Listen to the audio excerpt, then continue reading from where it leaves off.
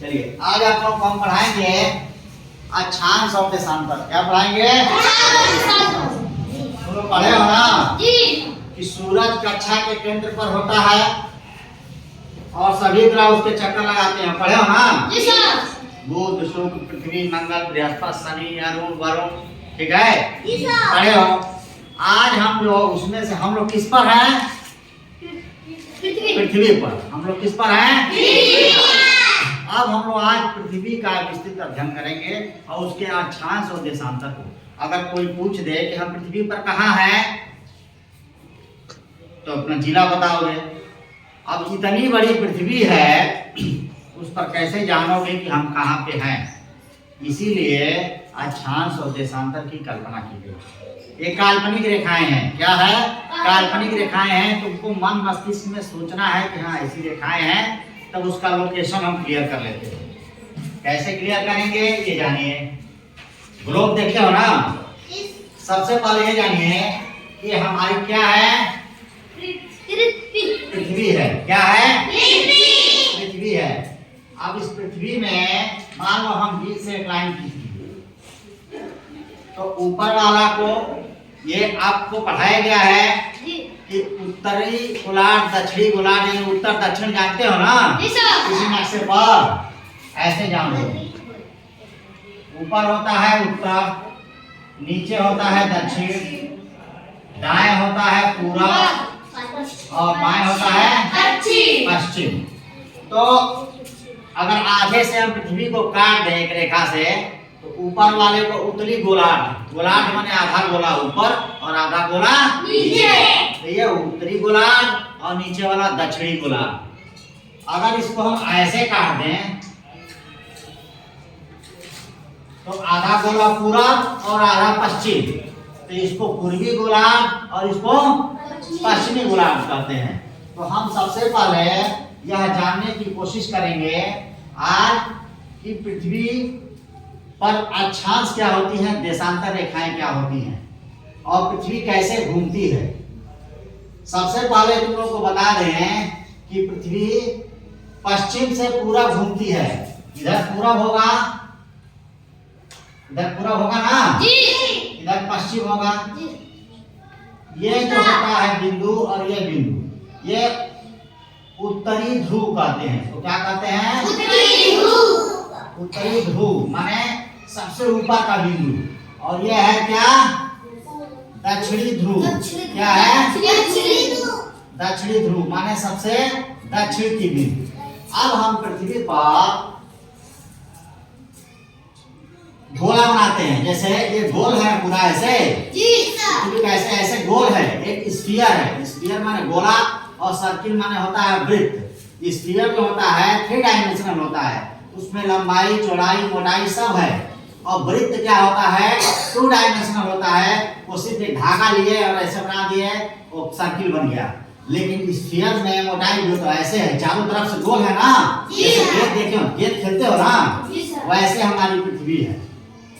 तो पृथ्वी पर हम अनेकों लाइन खींच रहे हैं 1-1 डिग्री के अंतराल पर। जैसे मान लो कोई आदमी यहाँ पर है, वो चलता जा रहा है, इधर चला फिर इधर चला, चलते चलते चलते चलते चलते कहाँ पहुँच गया? यहाँ पहुँच गया। मान लो ये यहाँ पर आया, तो पृथ्वी का ये केंद्र है। क्या कहते हैं? केंद्र से अगर उस आदमी को ऐसे मिला दें तो 1 डिग्री की लाइन बन गई, एक अंश ये घूम गया। फिर मान लो यहाँ पर आया, तो यहाँ पर अगर मिला दें तो ये 2 अंश घूम गया। ठीक है? इसलिए यहाँ और पूरा खड़ा करा दें तो ये 90 कितना अंश का कोण होता है? 90 अंश का कोण होता है। यानी 1-1 डिग्री करके वो 90 अंश तक जाएगा। उसी तरह अगर आदमी इधर चलने लगे तो 1-1 डिग्री चलते हुए जब यहाँ आ जाएगा वो आदमी, तो कहाँ पहुंच जाएगा? 90 अंश पर पहुंच जाएगा। ठीक? तो हम 1 डिग्री पर इस पर अगर एक गोला खींचे, अब इसको हम मिटा देते हैं। 1 डिग्री पर एक गोला खींचे, समझो एक आदमी है, इसकी परिधि पर चल रहा है उत्तरी ध्रुव की तरफ। ठीक है जी? तो हम एक गोला खींचे, कैसे? ऐसे सॉरी गोला ऐसे नहीं, थोड़ा गड़बड़ हो गया, ऐसे तो भी गड़बड़ हो गया। एक मिनट,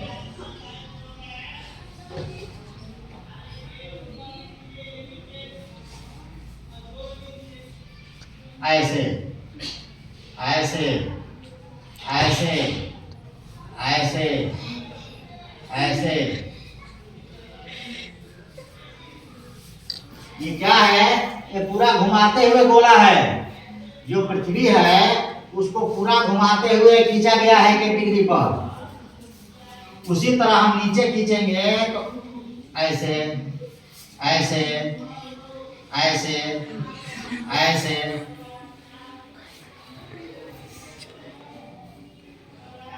ठीक है ना? अब देखिए जो बीच वाली लाइन है इसको हम कहते हैं 0 डिग्री लाइन। क्या बोलते हैं? 0 डिग्री लाइन, या इसी को कहते हैं भूमध्य रेखा। क्या कहते हैं? भूमध्य रेखा मतलब पृथ्वी के, भू माने पृथ्वी, पृथ्वी के बिल्कुल मध्य माने बीच से होकर जाने वाली रेखा, उसको कहते हैं भूमध्य रेखा। क्या कहते हैं? या इसी को कहते हैं 0 डिग्री लाइन। 0 degree line. अब जब हम एक एक अंश पे रेखाएं खींच रहे हैं तो कुल यहाँ से यहाँ तक हम 90 अंश तक जाते हैं, तो कुल रेखाओं की संख्या 0 के ऊपर कितनी हो जाएगी? 90। उत्तरी गोलार्ध में कुल 90 अक्षांश हो जाएंगे। इसी को अक्षांश कहते हैं।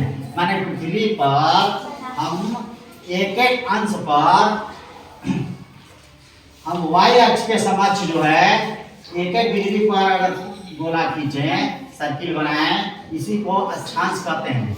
अक्ष पर चल रहा है, यह होता है x अक्ष और यह होता है y अक्ष। तो x अक्ष पर y अक्ष पर हम चढ़ते जा रहे हैं, इसी को हम कहते हैं अक्षांश। और यहाँ से यहाँ तक 1-1 डिग्री करके, मान लो वहां पर है केंद्र से, फिर ऐसे उठा, फिर ऐसे उठा, फिर ऐसे उठा, 90 तक गया तो 90 बार चढ़ा, तो कुल रेखाओं की संख्या कितनी हो जाएगी? उत्तरी गोलार्ध में 90। उसी तरह हम नीचे जो है, ये समझो एक पृथ्वी है और बीच में एक लाइन है, फिर 1-1 डिग्री पर हम गोला खींच रहे हैं पृथ्वी के चारों तरफ। ये गोला केवल ये दिख रहा है ना, इसलिए टेढ़ा है कि वो ऐसे है पूरा पृथ्वी पे, ठीक ना, चारों तरफ। तो 90 अंश ऊपर और 90 अंश नीचे है। तो दक्षिणी गोलार्ध में फिर कितनी हो जाएंगी रेखाएं? 90। और एक हमारा इधर 90 और इधर 90, और एक हमारा बीच में जो भूमध्य रेखा वाला है, एक और जोड़ेंगे। तो कुल अगर पूछ दिया जाए कुल अक्षांशों की संख्या कितनी होगी, तो 90 और 90 180 और 181 कितने हो जाएंगे? अक्षांशों की संख्या कितनी हो जाएगी? 181। ठीक है, तो 181 अक्षांश होंगे अगर कोई पूछ दे। ये बात समझ में आ गई अक्षांश के बारे में? कि पृथ्वी में एक हम बीच में एकदम पृथ्वी के बीचों बीच से एक लाइन खींचते हैं, जिसको हम भूमध्य रेखा कहते हैं। क्या कहते हैं? हाँ, यह विषुवत रेखा भी इसका नाम है। क्या नाम है? विषुवत रेखा। विषुवत रेखा याद कर लो, कहीं कहीं विषुवत रेखा लिखा रहता है। किसी को विषुवत रेखा, किसी को भूमध्य रेखा, किसी को 0 डिग्री रेखा कहते हैं। तो अब इसके ऊपर हम जाते हैं पृथ्वी के उत्तरी गोलार्ध में, तो ऐसे हम चले जाते हैं, 90 रेखाएं बनेंगी। उसी तरह हम नीचे जाएंगे तो 90 रेखाएं बनेंगी। एकदम ऊपरी बिंदु को उत्तरी ध्रुव और निचली बिंदु को दक्षिणी ध्रुव कहते हैं। ये हमारे एक एक डिग्री पर, एक एक अंश पे यही खींची गई काल्पनिक रेखाओं को हम अक्षांश रेखा कहते हैं। ये बात समझ में आ गई पूरी? ठीक है, अब इसको हम मिटा रहे हैं। चलिए अब हम देखते हैं देशांतर रेखाएं क्या होती हैं। और याद रखिए 90 रेखाएं ऊपर हो जाएंगी, 90 नीचे हो जाएंगी, एक बीच में है उसको हम 90 और 90 180 और एक बीच वाली 181 अक्षांश रेखाएं होती हैं। ठीक, अब चलिए अब देशांतर रेखा, अब हम समझेंगे देशांतर क्या होता है। फिर हम बनाएंगे, ये क्या है? गोला, पृथ्वी। पृथ्वी है, क्या है? पृथ्वी ऐसे होती है, स्फेरिकल होती है, गोलाकार होती है। ये ना समझो कि एक सिर्फ धागे की लाइन है, धागे की लाइन नहीं है, ये पृथ्वी है।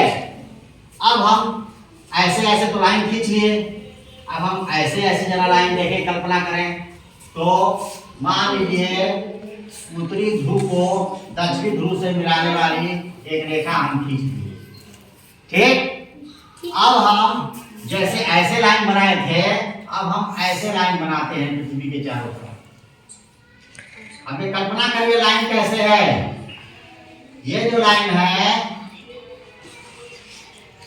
देख रहे हो ना? जी सर।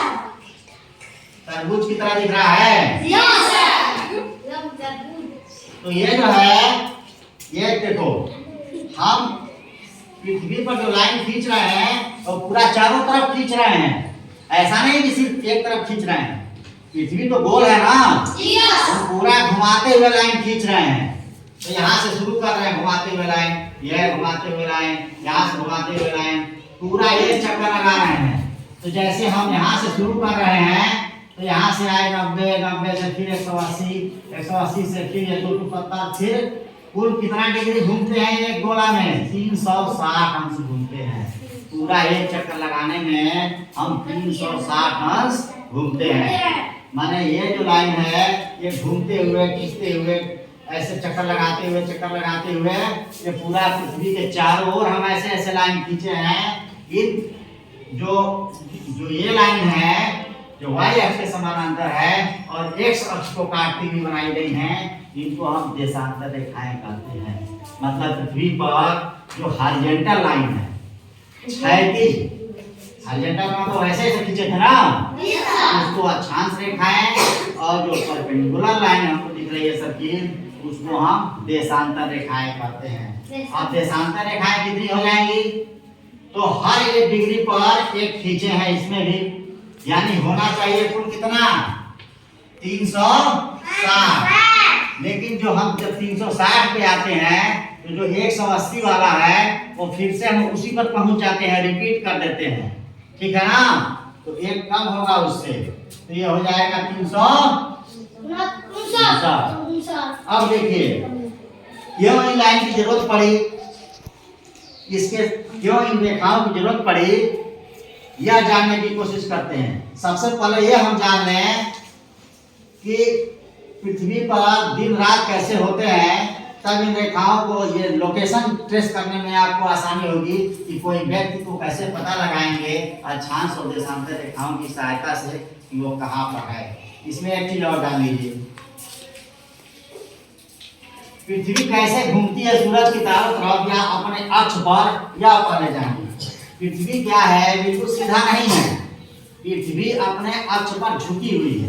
कैसे झुकी हुई है यह समझ लीजिए। जैसे मान लीजिए यह पृथ्वी है, यह इसका अक्ष है, पृथ्वी थोड़ा टेढ़ी है, टिल्ट बोलते हैं इसको अंग्रेजी में, टिल्टेड। पृथ्वी थोड़ी टेढ़ी है, ये अपने अक्ष पर 23.5 अंश झुकी हुई है। कितने अंश? 23 सही 1/2 अंश इसको लिखते हैं। कितनी झुकी हुई है? 23.5 अंश झुकी हुई है। और चक्कर कैसे लगाती है? पश्चिम से पूरब, मतलब ऐसे लगाती है, जिसको एंटी क्लॉकवाइज कहते हो। देखो सूरज के चारों तरफ भी पृथ्वी एंटी क्लॉकवाइज घूमती है और अपने अक्ष पर भी एंटी क्लॉकवाइज घूमती है। पृथ्वी दो तरह से, लट्टू देखे हो ना? लट्टू खूब गन नाचता है और ऐसे भी नाचता है। अगर बीच में समझ लीजिए जरा, यहाँ मान लो ये सूरज है बीच में और पृथ्वी है यहाँ पर पृथ्वी है, ठीक? तो अपने अक्ष पर ये 23.5 अंश झुकी हुई है और सूरज की तरफ ऐसे चक्कर लगा रही है, एंटी क्लॉकवाइज, माने घड़ी की सुई की घूमने की दिशा के विपरीत। घड़ी ऐसे चलती है ना, लेकिन सूरज की तरफ पृथ्वी ऐसे चल रही है, देखिए ऐसे जा रही है, लेकिन घड़ी कैसे चलती है? ऐसे चलती है, लेकिन धरती सूरज की तरफ कैसे चल रही है? ऐसे चल रही है।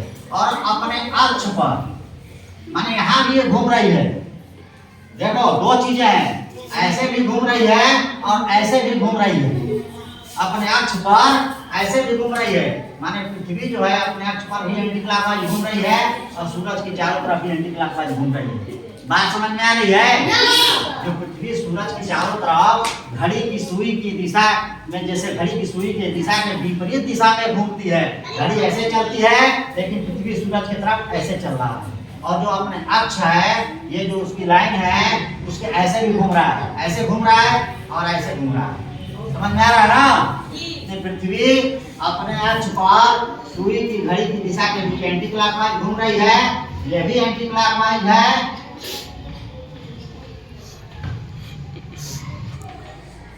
और यह भी एंटी क्लॉकवाइज है। अब नहीं भूलेगा ना? नहीं। अब कोई पूछ देगा सवाल कि पृथ्वी सूर्य के चारों तरफ कैसे घूमती है, तो किताबों में लिखा है पश्चिम से पूरब, पूरब से पश्चिम। घूम तुम्हारा दिमाग घूम जाएगा किधर पश्चिम किधर पूरब। इतना याद रखो कि सूरज के चारों तरफ एंटी क्लॉकवाइज और अपने जगह पर भी एंटी क्लॉकवाइज घूम रही है। इसीलिए 23.5 का बड़ा महत्व होता है। और अपने तल पर, पृथ्वी अपने तल पर 66.5 अंश झुकी हुई है, वो भी बताते हैं कैसे। ये बात समझ में आ गई कि पृथ्वी कैसे सूरज के चारों तरफ घूम रही है और अपने अक्ष पर कैसे घूम रही है, एंटी क्लॉकवाइज। एकदम रट लो, दिमाग में बैठा लो कि जब ऐसे करोगे तो आने वाले समय में जब हम दिन और रात की गणना करेंगे तो हमसे गलतियां नहीं होंगी और एक बार में बात समझ में आ जाएगी। अब सुनिए, अब ये जब एंटी क्लॉकवाइज हम जान गए कि पृथ्वी जो है अपने अक्ष पर भी एंटी क्लॉकवाइज घूम रही है और सूरज के चारों तरफ भी एंटी क्लॉकवाइज घूम रही है, तो हम अब ये जानेंगे कि ये 23.5 अंश का क्या महत्व है। ध्यान से सुनिए, बात नहीं बेटा, बात नहीं, ध्यान से सुनिए, नहीं तो समझ में नहीं आएगा, स्किप कर जाएगा। बात को सुनिए, बहुत इंपॉर्टेंट क्लास है। इससे सवाल जिंदगी में आने वाले हर परीक्षाओं में भी पूछा जाएगा।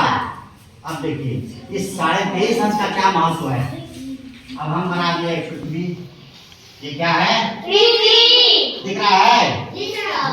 नहीं दिख रहा है तो अभी उसको गाढ़ा बना दे। दिख रहा है। ये है एक पृथ्वी। ये बीच की जो रेखा थी 0 डिग्री लाइन कहते थे, या इसी को भूमध्य रेखा कहे हैं, इसी को विषुवत रेखा कहे हैं। अब देखिए, अब 23.5 अंश पर हम ऊपर की तरफ एक लाइन बनाते हैं, इस अंश पर 23.5 अंश पर, और ये क्या बनाते हैं, ये 66.5 अंश पे, ठीक है। ये नीचे भी बनाते हैं 23.5 पर, और एक और नीचे बनाते हैं 66.5 पर। 66। अब याद रखिए, बहुत इंपॉर्टेंट चीजें हैं, या तो इसका स्क्रीनशॉट ले लें या तो इसको नोट कर लें, ठीक है। अगर मोबाइल में देखेंगे तो स्क्रीनशॉट ले लेंगे, अगर इसको आप बैठ के क्लास में ड्राइव कर रहे हैं तो इसको कॉपी में नोट कर लेंगे। बहुत इंपॉर्टेंट चीज है, जीवन में बहुत काम आएगी। अब देखिए, ये हमारा भूमध्य रेखा हो गया जो 66.5 पर, ये ऊपर वाला उत्तरी गोलार्ध है और ये नीचे वाला दक्षिणी गोलार्ध है। तो उत्तरी गोलार्ध में जो 23.5 पर ये रेखा है, इसी को कहते हैं हम कर्क रेखा। क्या कहते हैं? कर्क रेखा। कर्क रेखा। कोई पूछे तुमसे कर्क रेखा किधर होता है, तो उत्तरी गोलार्ध में होता है। कितने अंश पे होता है? 23.5 अंश पे होता है। और ठीक 23.5 पर जो नीचे वाला है उसको कहते हैं मकर रेखा। मकर रेखा। अभी जब मकर संक्रांति खिचड़ी आने वाली है ना, उसको खिचड़ी कहते हो, उसी को हम मकर संक्रांति भी कहते हैं। मकर संक्रांति वो मकर रेखा से संबंधित है। अभी जब आएगी तो हम समझाएंगे कैसे संबंधित है, कैसे सूरज की किरण पड़ती है मकर रेखा पर, मकर संक्रांति आ जाता है, ठीक है ना। पहले यहाँ समझिए, 23.5 अंश पर जो ऊपर की रेखा है, अक्षांश ऊपर 23.5 अंश के अक्षांश को कर्क रेखा, उत्तरी गोलार्ध, और ठीक नीचे जो 23.5 पर है, ये 0 है, 0 से ऊपर 23.5, 0 से नीचे 23.5, तो नीचे वाले 23.5 को मकर रेखा कहते हैं। अंग्रेजी में इसको topic cancer, line of cancer बोलते हैं, और इसको कैप्रिकॉर्न बोलते हैं।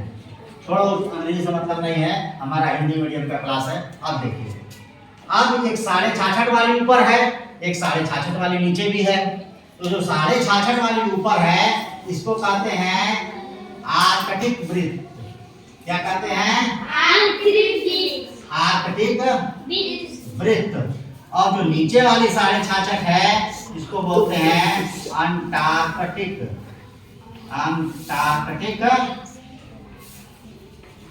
वृत्त। अब 3 चीजें हमेशा आपके दिमाग में, ये फिगर दृश्य पटल पे इसको बैठा लो, इसको दृश्य पटल के मस्तिष्क के किसी पटल पर इसको बैठा लो, ये चित्र, कि जब भी तुम्हारे जीवन में सवाल भूगोल से आएंगे तो इसकी जरूरत पड़ेगी। और क्या है? बीच की जो अक्षांश रेखा है एकदम बीच वाली, उसको हम भूमध्य रेखा कहते हैं या विषुवत रेखा कहते हैं। ऊपर की 23.5 अंश वाले को कर्क रेखा कहते हैं, नीचे की 23.5 अंश वाले को मकर रेखा कहते हैं। ऊपर की 66.5 को आर्कटिक वृत्त और नीचे की 66.5 को अंटार्कटिक वृत्त कहते हैं। नीचे की 66.5 को अंटार्कटिक वृत्त कहते हैं। चलिए एक चीज और है, अभी हाल ही में मोदी जी एक अलायंस बनाए थे, इंटरनेशनल सोलर अलायंस ISA। इसकी मुख्यालय जो इसका है अपने ही देश में है। कहाँ? गुड़गांव में। कहाँ है? गुड़गांव दिल्ली के पास है, वही मुख्यालय है। ये कौन से देश है? इसी कर्क और मकर रेखा के बीच आने वाले जितने देश हैं उन्हीं देशों में, क्योंकि यहाँ सूरज की गर्मी ज्यादा पड़ती है, इसी को मिलाकर इंटरनेशनल सोलर अलायंस बनाए हैं, अंतरराष्ट्रीय सौर संगठन। और उसमें इन्हीं के बीच आने वाले देशों को लिया गया है पृथ्वी पर। आगे चल के हम बताएंगे क्या महत्व है। सूरज की गर्मी ज्यादा पड़ती है, वहाँ सोलर एनर्जी का बहुत उपयोग हो सकता है। इसी के महत्व को देखते हुए अभी हाल ही में हमारी सरकार ने, मोदी जी ने इंटरनेशनल सोलर अलायंस का गठन किया है और इसका मुख्यालय भारत के गुड़गांव में बनाया गया है। ठीक है ना? अभी आगे चल के जब जान जाओगे कि सूरज की गर्मी इन्हीं के बीच में क्यों ज्यादा पड़ती है धरती पर, कहाँ, और इसके आगे कम पड़ती है, कैसे होती है, ये समझ में आ जाएगा। और इसका कारण यही है कि दिमाग में बैठा लो कि पृथ्वी अपने अक्ष पर 23.5 अंश झुकी हुई है। सूरज के चारों तरफ एंटी क्लॉकवाइज चक्कर लगा रही है, अपने अक्ष पर भी एंटी क्लॉकवाइज चक्कर लगा रही है। स्टार्ट।